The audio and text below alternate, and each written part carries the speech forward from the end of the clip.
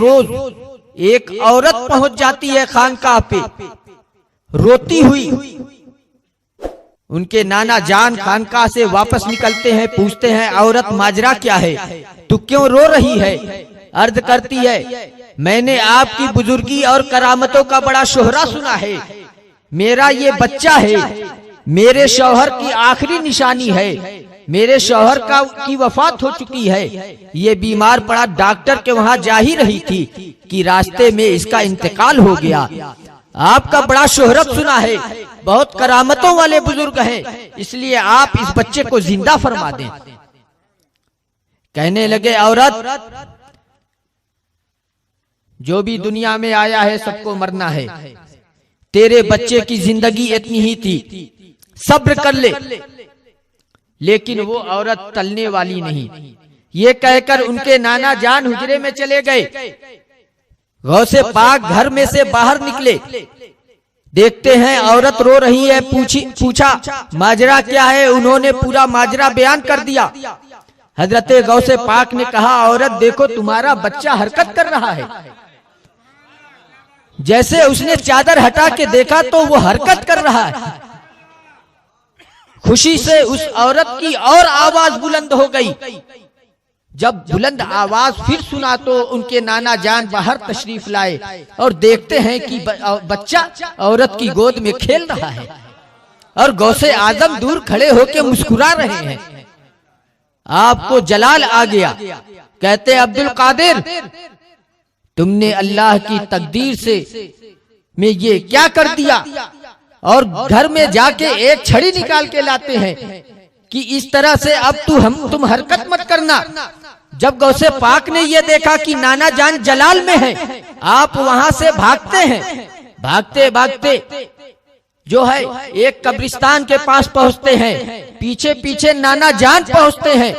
आप जैसे कब्रिस्तान में पहुंचते हैं कहते हैं ऐ कब्रिस्तान के दफीनों, ऐ कब्रिस्तान के मुर्दों भागो, नाना जान जलाल में आ रहे हैं। देखते ही देखते कब्रिस्तान से 300 मुर्दे अपनी अपनी कब्रों से उठे और सब एक तरफ भागने लगे। जैसे ही ये माजरा आपके नाना जान ने देखा है वहीं पे आप खड़े हो गए और गौसे पाक उस किनारे खड़े होके मुस्कुरा रहे हैं। फरमाते हैं ऐ मेरे बच्चे तुम्हारे मकामों मर्तबे तक हम लोग नहीं पहुंच सकते।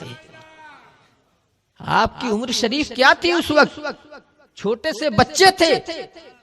उस वक्त ये करामतों का सुदूर, अल्लाह अकबर, आप सरापा करामत थे।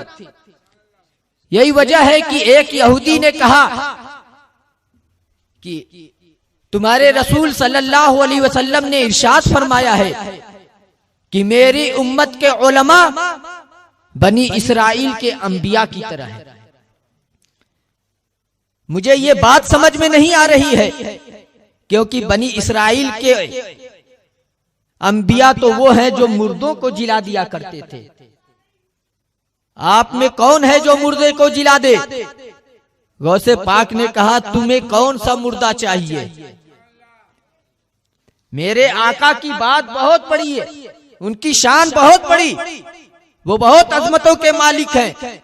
मैं उनका एक अदना गुलाम, उनका फर्जंद। तुम बताओ तुम्हें कौन सा मुर्दा जिंदा चाहिए? एक पुरानी कब्रिस्तान में जो सबसे पुरानी कब्र थी उसकी तरफ उसने इशारा किया, मुझे ये वाला मुर्दा जिंदा चाहिए। आपने कहा सिर्फ मुर्दा ही जिंदा करूं या ये भी बताता चलूं कि वो क्या काम दुनिया में करता था?